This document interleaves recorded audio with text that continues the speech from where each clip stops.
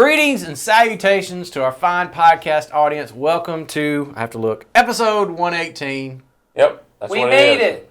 He says that every time now, That's but we always make it. I keep thinking we should make that song. Looks like we made it. Nobody knows that song yet. Nobody? I know bet that they song. don't. I know it, but I don't know anything other than that line. Is I that Barry Manilow? Yeah, it is. Okay. I also don't think I know anything other than that line. Well, it is a Barry Manilow song. It is, and so the other Barry let's see. Manilow song I know is, Mandy, Yeah. you came and you Something. gave without Can we taking. stop? Can we stop I think now? that's all I know of that one. Stop saying we made it, Nathan, because I don't want to have this discussion every time with Looks like Ed. we made it. All right. So, if you're new to our podcast, my name's Jason, Ed, Nathan, to my right and left. Hello, And, Barry Manilow. Hello. And he ain't watching. So we are the teaching team at Community Christian Church. We have discussions every week based usually on questions that people send us about how to think more like Jesus in our world and react to it that way. And a couple weeks ago, Ed tried to introduce a question. I kept stopping. You won't let me And have I it. won't let him have it. Today's the day. I committed to someone that we would answer this Our question. faithful listener, Bob Stoner. Bob Stoner, who's such a good guy, He does has so many asked the things question. around here for us. He does. He asked the question and said, I could just imagine y'all answering this on the podcast. So what is the Bob Stoner The Bob question? Stoner question is, if you eat food and you bless it when you have it, and then you eat it again as leftovers, do you have to bless it again? Wow, what a conundrum.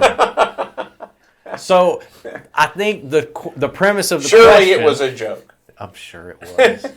The premise of the question being that does the blessing attach to the food forever and ever, or is it just, are you attaching the blessing to the sitting of the eating of that food? I said to him at the moment that I think having food is a blessing Yes. every time you have it. So it's already, I'm just giving thanks. I'd be giving thanks that it didn't go bad before Yeah, I was that's right. had a chance to eat And it. some food gets better as a leftover, so Oh, you yeah. probably should be more thankful the Yes. second time. I guess I just now am realizing that we are blessing the actual food. I am pronouncing a blessing on the food. I had always assumed that I was receiving the food as a blessing. Well, it depends That's a on how good point. Are you giving thanks? Because some people say, let's give thanks. Uh-huh. And then that's a clear statement of what I'm supposed to That's do. right. And then they say, bless it to nourish our bodies, as if I don't say that, is it not going to nourish my bodies? Or am I eating stuff that... Sometimes even a prayer ain't going to get that done. No, that's right. Because You know what I mean? some of the junk I eat. So Yeah, that's true. That's always cracked me up is when people say, well, that nourished my body, and I'm looking at it going, no, that ain't happening. Yeah. My answer is give thanks, rejoice always, Give thanks. pray continually. That's right. That's what Paul says to do. So if you got leftovers, thank God for them. Absolutely. I don't think there's a command that we have to pray before meals. Not that I know of. No, there is not. It is a practice that we see in Scripture, though. Yeah. So I think that's where the tradition comes from. But Yeah. it's not a command. Yep. So I don't think there's a right or wrong answer to this question. I don't either. I think Bob was giving us a funny. he was, but I think it would form you more into the image of Christ if you were giving thanks at all times Sure. In all things, for rejoicing. the food you have. Yes, over whatever you have. I was just thinking back when you asked the question how I normally say it in our house, because we do also when we sit down at table. There are times when my family doesn't pray before a meal, but when we sit down together and we're all together is usually when we do. And the way I usually phrase it is kind of like you said, Nathan. I just usually say, "Thanks that I get this." Yeah. That this is actually a gift, because there are times in other places in the world where this is a big deal to have a meal in front of me. Yep. It's always been a problem for me, and I'm hoping I'm not getting too serious about it. But when I pray the Lord's Prayer, give us today our daily bread, I don't think I have never had to pray that the Right. way that the original audience would have had to pray that That's prayer. right. And so for me, and I've done this on our prayer time when we do Facebook prayer, I'll sometimes pray through the Lord's Prayer, and I always stop at that phrase, and I don't say, God, give us our daily bread. I'll often say, thank you that we got it, or Right. Thank you that daily you have provided for me, and I've never been without, because I've just been too blessed to Yep. never have to think about that. Yeah, that's for sure. So Bob, that's our thoughts about blessing food. I bet he's not happy he asked that now. He probably is. Bob's a generally happy He's guy. a happy guy. So But yeah, we probably got way I deeper will into share. that. I will share. What are you gonna this. Share it. Last night we were praying. I was thinking about you were saying your family prayer, Yeah. so I pray with each of my kids, and Yeah. we have kind of things around our house to help our kids learn to pray and all that kind of stuff. And so occasionally one of them will say, "Well, I want to pray tonight for bed," and I say, "Great." So she gets ready. And this is normally how she starts every prayer. God, you made such a perfect world for us, and I'm like, "Oh, that's great." And she goes, "All of us love this world. Some of us don't." And then she goes, Who would that be? "Most of us do. Most of us don't."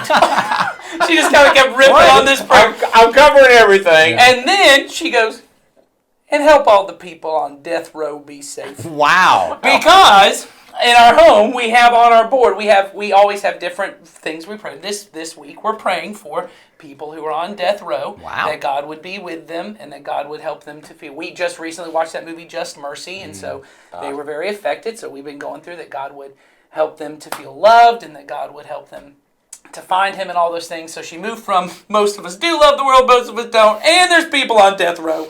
Wow. So she's hitting all the big points in her She prayer. is. That's So some deep praying right there. yeah, she got that one down. So Awesome. there you That's go. good. Okay. So for today's episode, we reached a place that we haven't been for quite some time, other than Bob Stoner's question. Well, All and the- we did make it to episode 118. we made did. it. We made it. Looks like We've never been to episode 118 before. Thanks. So anyway, the place we reached was I had used up all of our sent-in questions.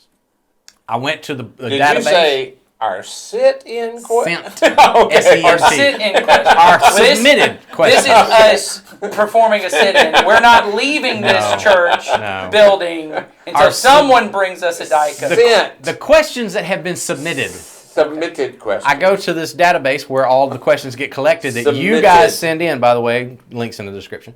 And I went and for So this if you episode, don't there was like nothing. this, make sure you send You have in a not question. enjoyed this This is so your far. fault. yeah. Whatever hell gets wrought upon this episode Yeah. is your fault. That's usually That my sweet disclaimer. little story about my granddaughter. Wouldn't have got that Wouldn't have if you'd happened have if sent you in hadn't the said question. Maybe if you enjoyed that. If not, and it was too dark once it got to death Yeah. row, then you can move on. If That's you the way don't we want- roll in If our- you don't want me making up questions, you better get after it. All right. Because But to be today, fair, you I'm told making me one up. this is not one you fully made up. You actually Not have had completely. conversations I about have. this. Yes, so. I've Yeah. had several Fair enough. people through the years, I would say. I Through have the had many years. many years. I have had people walk up to me after a service and just say, "Hey, I'm kind of thinking Hey, about Jason. something. I have a conundrum," and it usually comes back to this issue. And I thought, well, if people ask me in the past, they probably are asking, and it also got brought up in some recent current events. So All right. here is the general idea of the question that gets asked to me, and I thought it'd be an interesting discussion. It's a question about violence.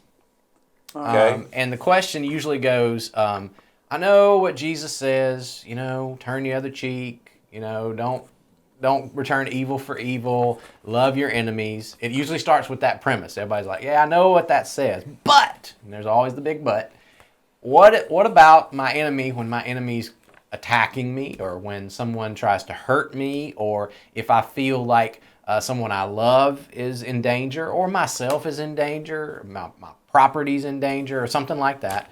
When is it okay, and this is the question, when is it okay for a follower of Jesus to go toward violence in order to stop something or protect someone or to stop evil, basically? Is there a place where violence is necessary, while it's justified that we fight to defend ourselves? Shouldn't we stop evil, protect other people?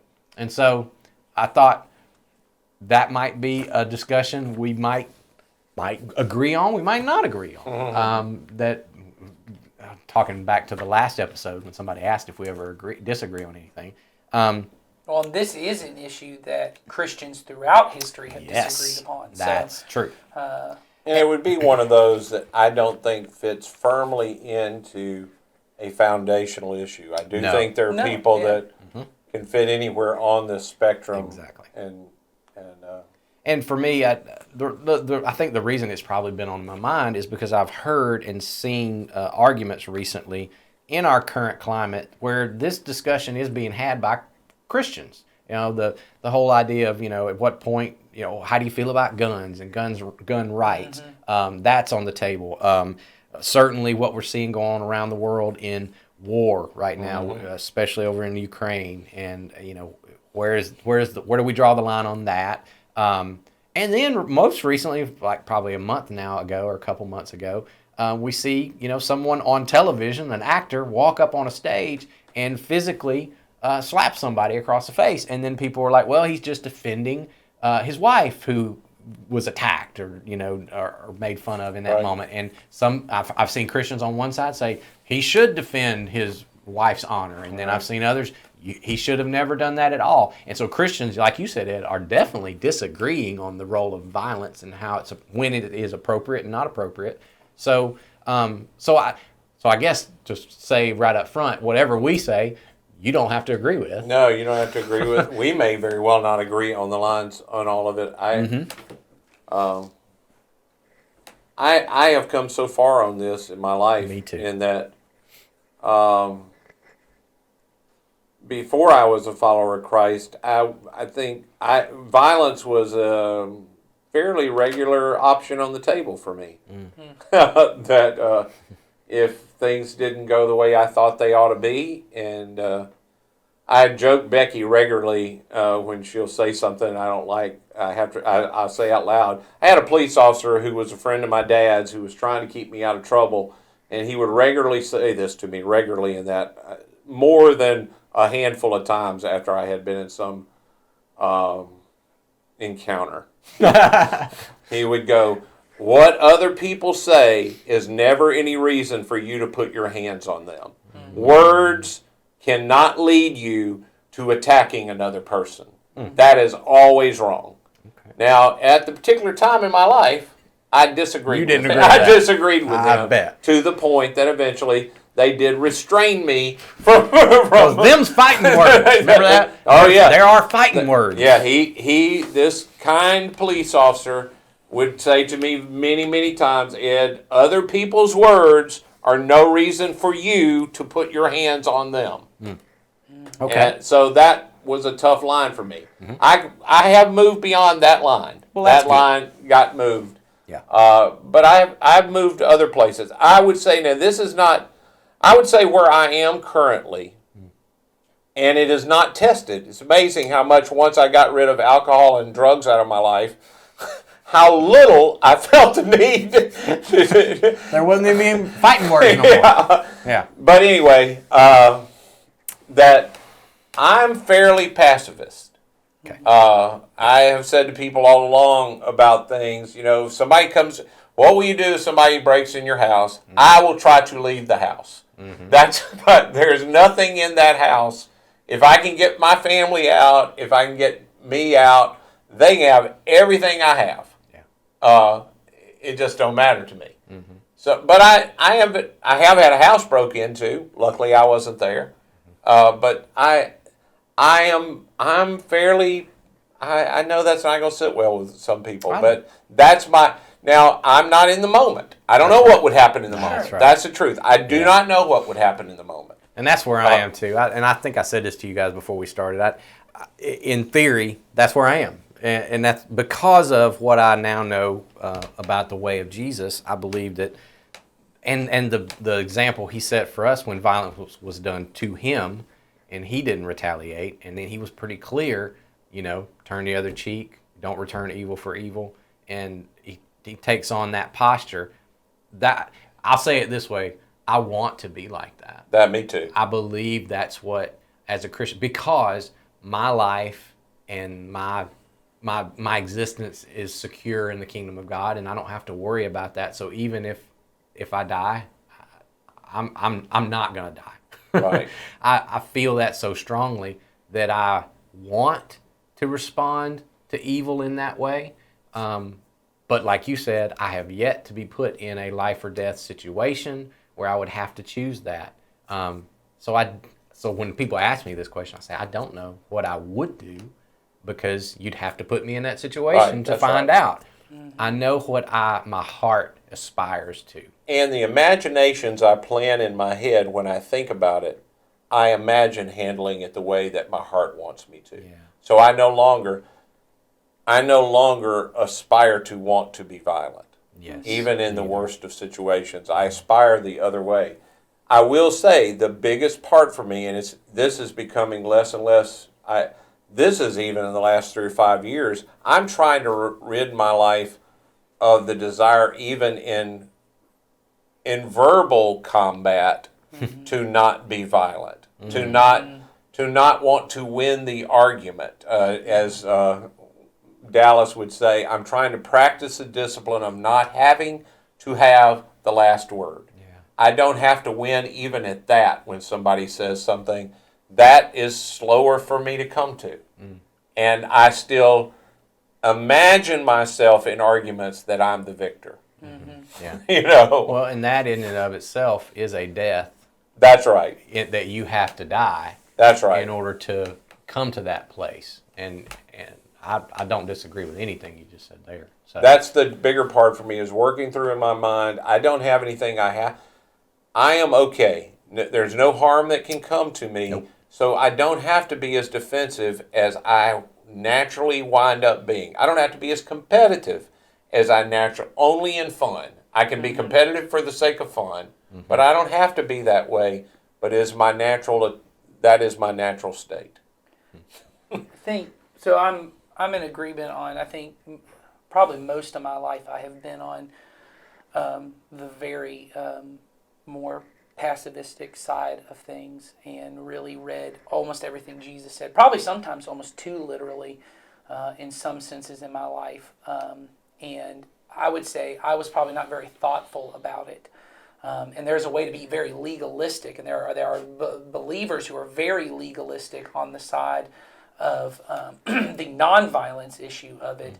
And I think in some ways that is not what Jesus is trying to do. I think I had to have this conversation recently with my girls. My oldest daughter, Destiny, just got baptized, and we were coming from the park, and we went through a roundabout. And if anything ever makes you want to kill somebody, it's going through a roundabout in Georgia.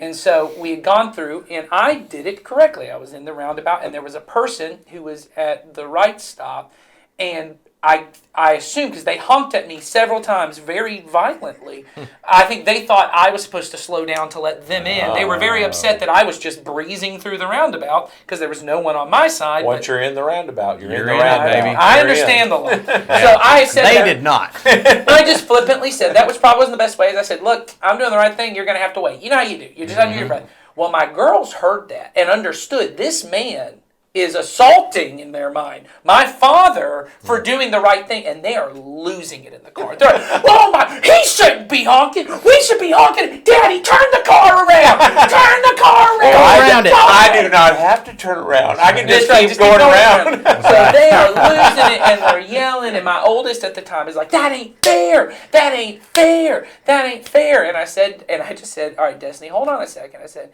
you and I have been having a conversation about you getting baptized, and I said, I just want you to think this through. I said, this is ultimately your decision, all this. I said, but Jesus says, before you choose to follow him, you got to count the cost. And I said, sweetie, following Jesus means you give up fair. Mm-hmm. And I said, what Jesus says, and this part is non-negotiable. However you work out all the non-violence, bless those who curse you, right. Pray for those who persecute you, do good to those who do evil to you. Those are commands, and there is no way to follow Jesus. So is turn the other cheek. Yeah. Sure. So is second mile living. Yes. Mm-hmm. These are all things that you have to look at and say, these are commands in which I must live. And so I said to her, do you want to live in a world where people get to honk their horn at you? I said, or they get to hurt you or say mean things about you, and you don't get to do bad things back to them. And I told her, I said, you don't have to answer. I said, but Jesus said, you got to count that cost up. I said, in a couple of days, you're about to go get in some water, and you're going to say, I want to follow Jesus. That's what you're agreeing to. That's right. And I said, so you need to know that. I said, you need to know that beforehand. A couple days later, one of my other daughters is having a conversation, the little quiet conversation they have in the car. They don't want mom and dad here. I wasn't in there. My wife was in there, and she goes, you got to get here with this. One of my daughters said to the other daughter, I wouldn't do that. And she goes, you have to. Jesus said you have to turn the other cheek. And she goes, I wouldn't. She goes, if somebody hit me, I would hit them back until they couldn't stop hitting me.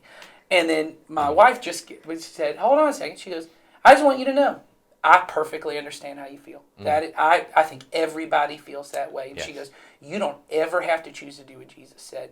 She goes, but let me ask you this. She goes, when that person hit you, is what they did right or wrong?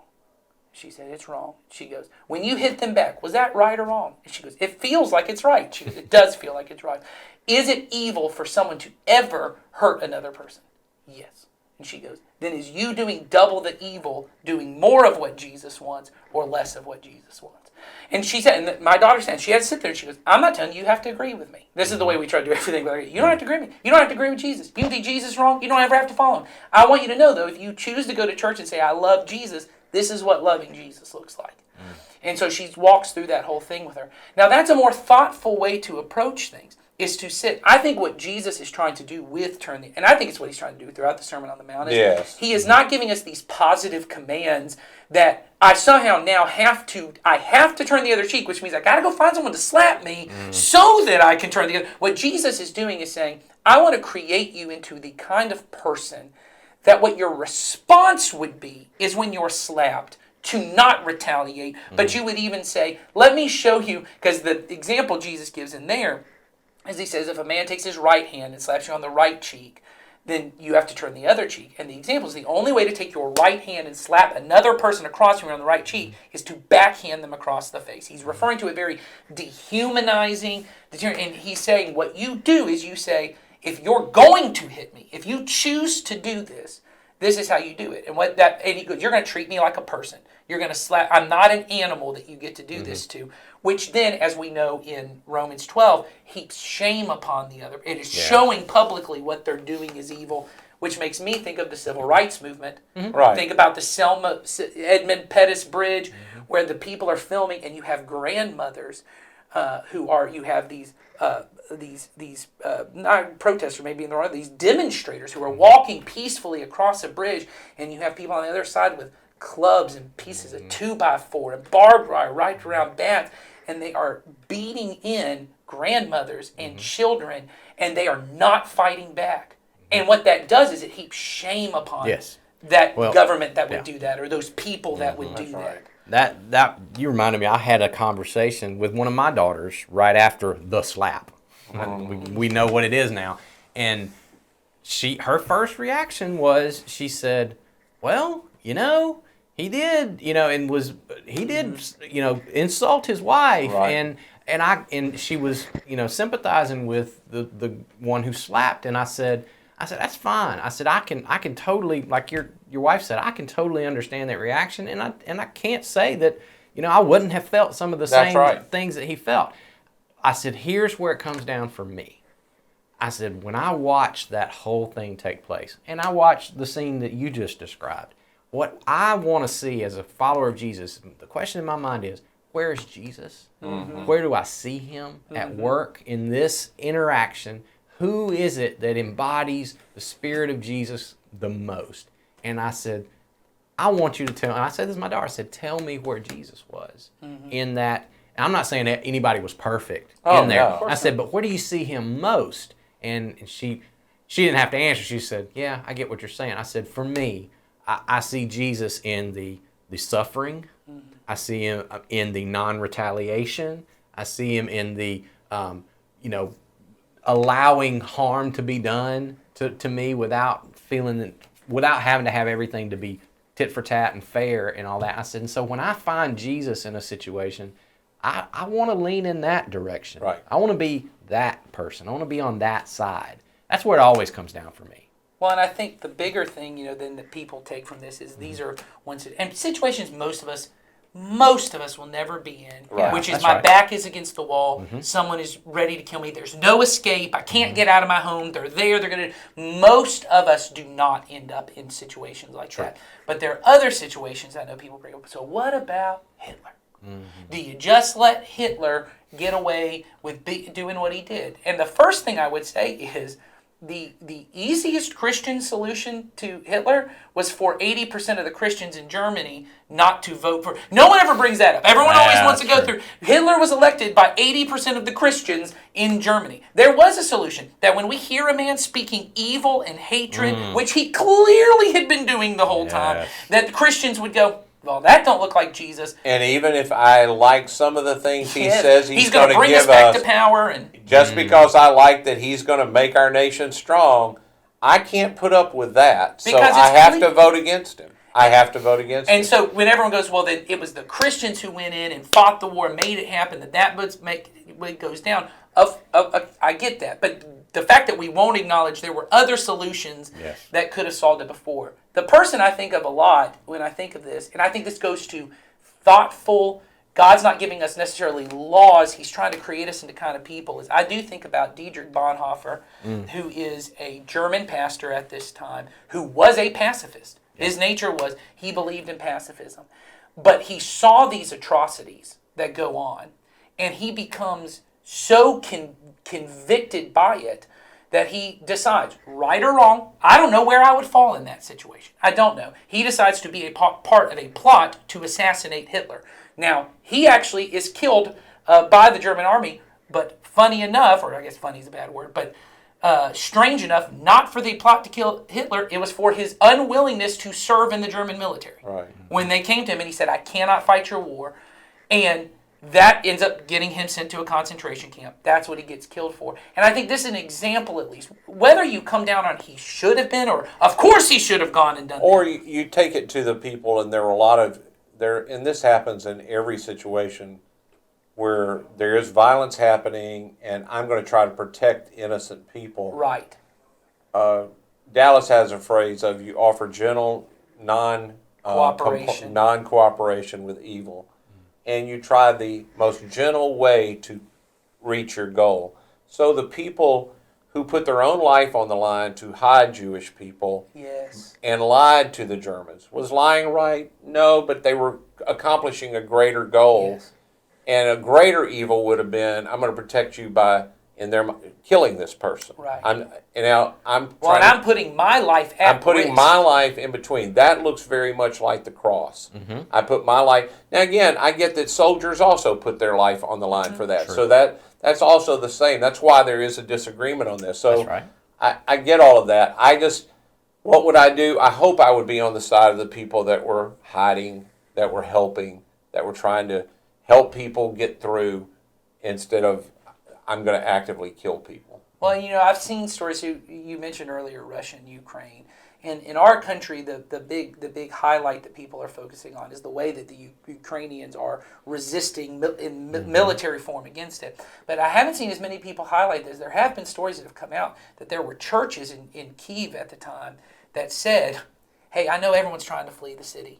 We're going to stay, because there are doctors that are leaving. Yes. So they would hold first aid trainings in the church to say, we don't leave. We're not going to necessarily go out and kill the Russians who are coming, but we will step out and we will provide first aid. We are going to protect people. That there are these, I think often, and this is the best thing I would say about this, is that there are the third way of Jesus, which things get so easily plugged into. There are two options. You have two options, which is you can be, kill or be killed. Those are your two options. Yeah. But there are always these third options that we just don't ever think of. And I do think, to say this just to clarify, because I spend a lot of time thinking about this, it depends also on what you mean by violence. Does violence mean that someone comes to hit me and I just lay there and let it happen? Is violence, in my version of what Jesus is talking about, is Jesus saying, I do not go with the intent to harm or to end your life. I may stop you. I may have to get into a physical conflict with you. If you were trying to hurt my children or something, I'm going to engage. And I know we've used this on this podcast before, but one person I know who very much falls in the nonviolent side of Jesus' teaching, Greg Boyd, gave an example of, if someone broke into my home, he said, the way I hope I would respond is as if I had a mentally ill child who had decided they were going to kill my wife. He said, I love my wife. I love my child. I want to protect my wife at all costs. She needs me, because there is a mandate for us to protect those who are vulnerable and who are weak. That's right. But he said the way I would do it, because this person is someone I love just as much as my wife is, I would risk my entire being and risk it all on. He might kill me in trying to find a way to non-violently save them both. Yes, and to subdue him. I might have to wrestle or something to hold, whatever that may mean. in a way that would not necessarily do violence to him, and not, my goal is not I want to harm this person because I'm angry that they've come into my home.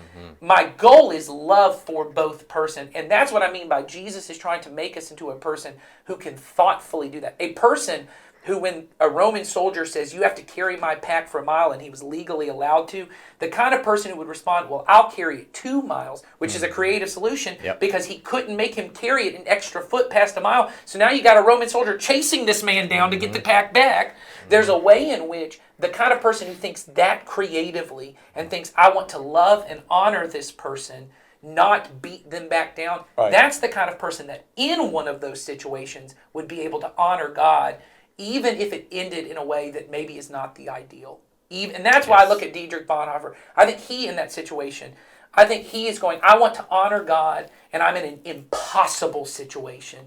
And maybe you disagree with the choice, or maybe you think he made the right choice. I think the process that he went through, it honored God, because he said, I want to love God, I want to love people. And I think there are ways to do that on all these sides. Sure. I think everybody has to come That's right. There's no one right answer. Yes, and that's where I wanted to end it, was to say, once again, I think I said it up front, I'm sure there are a lot of Christians who are listening, watching, would say, I think they're way off track. I'm on a completely different side.